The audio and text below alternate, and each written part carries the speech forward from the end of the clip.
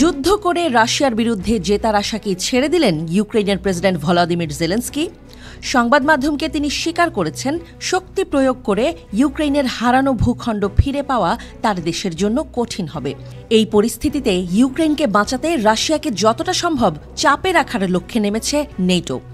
জোটভুক্ত দেশগুলো সোমবার রাশিয়ার সীমান্তের কাছে উত্তর পূর্ব এস্তোনিয়াতে যুদ্ধ খেলার আয়োজন করেছে। ব্লকের সামরিক বাহিনীকে দ্রুত মোতায়েন করা এবং তাদের নিজেদের মধ্যে কার্যক্ষমতা বাড়ানোর লক্ষ্য নিয়ে এই সামরিক মহড়া করছে তারা। এস্তোনিয়া, লাটভিয়া, যুক্তরাষ্ট্র, ফ্রান্স এবং যুক্তরাজ্যের প্রায় ২,০০০ সেনা ২ সপ্তাহের লম্বা মহড়ায় অংশ নেবে। এটি নেটোর ব্রিলিয়ান্ট ইগল প্রোগ্রামের বর্ধিত অংশ। ব্লকের মোতায়েন এবং বাল্টিক সাগর অঞ্চলে সহযোগিতার ক্ষমতা বাড়ানোর জন্য প্রোগ্রামটি কাজ করে থাকে। এস্তোনিয়ান ডিভিশনের কমান্ডার মেজর জেনারেল ইড্রেক সিরেল এই মহড়ার নেতৃত্ব দিচ্ছেন।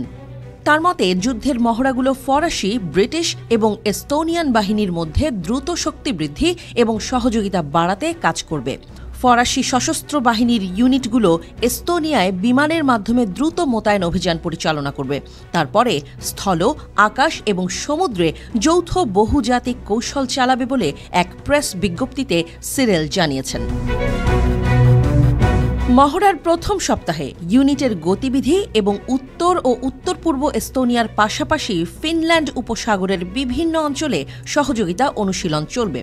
বাড়তে থাকা হুমকি মোকাবিলা করার জন্য বহুজাতিক শক্তি হিসেবে স্থলে, সাগরে এবং আকাশে অভিযান পরিচালনায় জোর দেওয়া হবে।